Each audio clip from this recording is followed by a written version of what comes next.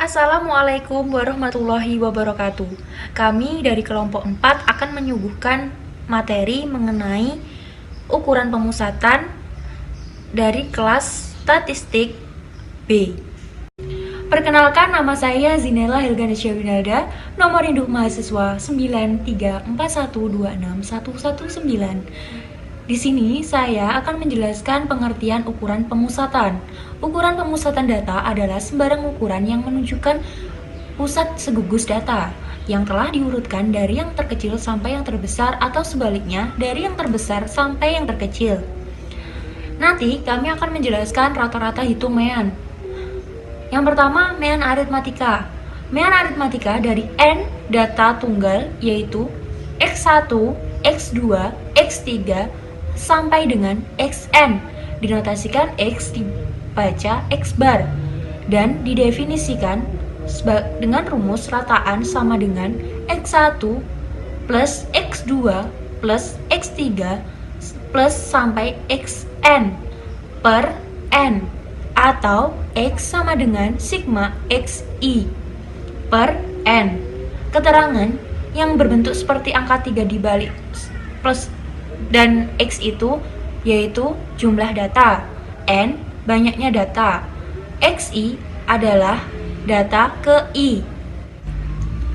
Mean aritmatika dari n data kelompok yaitu rumusnya x sama dengan x1 f1 plus x2 f2 plus sampai xn sampai fn per f1 plus f2 sampai plus fn, atau x sigma kali xi fi per n sigma fi, seperti pada gambar. Yang kedua yaitu mean geometrik. Untuk gugus data positif x1, x2 sampai xn, rata-rata geometrik adalah akar ke n dari hasil perkalian unsur-unsur datanya. Secara matematis dapat dinyatakan dengan formula berikut. U atau rata-rata ukur atau rata-rata geometrik sama dengan n akar pangkat dari x1, x2, x3 sampai xn, atau U sama dengan n akar pangkat dari pi n pi i sama dengan 1 kali xi, atau log U sama dengan sigma log kali xi per n.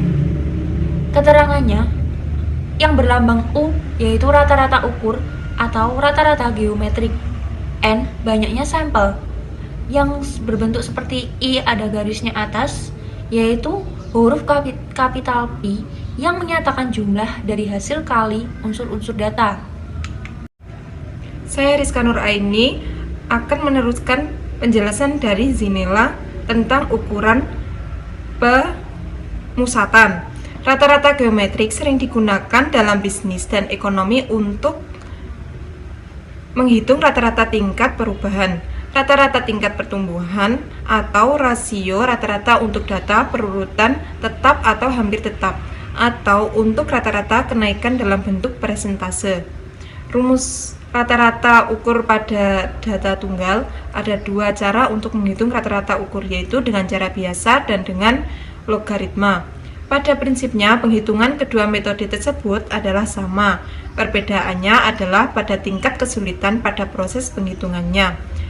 Cara biasa, G sama dengan N akar pangkat X1 kali X2 kali sampai dengan kali Xn.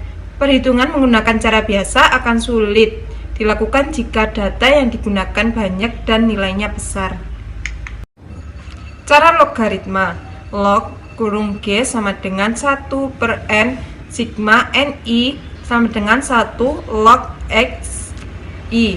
Rata-rata ukur dipakai untuk menggambarkan keseluruhan data khususnya bila data tersebut mempunyai ciri tertentu, yaitu banyaknya nilai data yang satu sama lain saling berkelipatan sehingga perbandingan tiap dua data yang berurutan tetap atau hampir tetap.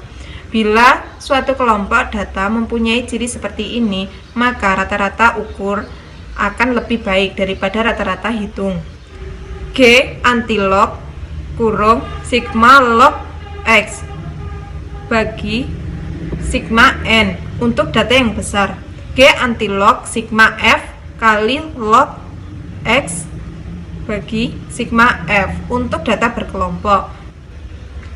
Mean harmonik, rata-rata harmonik dari suatu kumpulan dari X1, X2 sampai dengan Xn adalah kebalikan dari nilai rata-rata hitung atau arithmetic mean.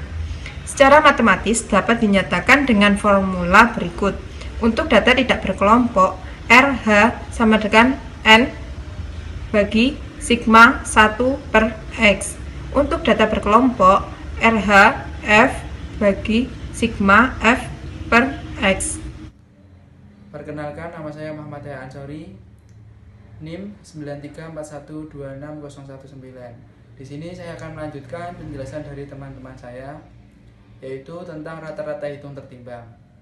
Rata-rata hitung tertimbang adalah suatu nilai yang diperoleh dari suatu kelompok data yang dinyatakan sebagai X1, X2, X3, sampai Xn berturut-turut ditimbang dengan beban atau bobot W1, W2, W3 sampai Wn. Untuk rumusannya yaitu sigma kurung W kali X per sigma W, di mana X adalah nilai data yang diperoleh dalam populasi atau sampel. N adalah jumlah total data atau pengamatan dari populasi. Yang terakhir adalah W, yaitu nilai bobot suatu data. Yang selanjutnya adalah modus. Modus adalah penjelasan tentang suatu kelompok data dengan menggunakan nilai yang sering muncul dalam kelompok data tersebut, atau bisa dikatakan juga nilai yang populer dalam kelompok data. Jika dalam satu kelompok data memiliki lebih dari satu nilai data yang sering muncul, maka kelompok data tersebut memiliki lebih dari satu modus. Sekelompok data yang memiliki lebih dari satu modus disebut dengan bimodal. Sedangkan jika lebih dari dua modus disebut multimodal.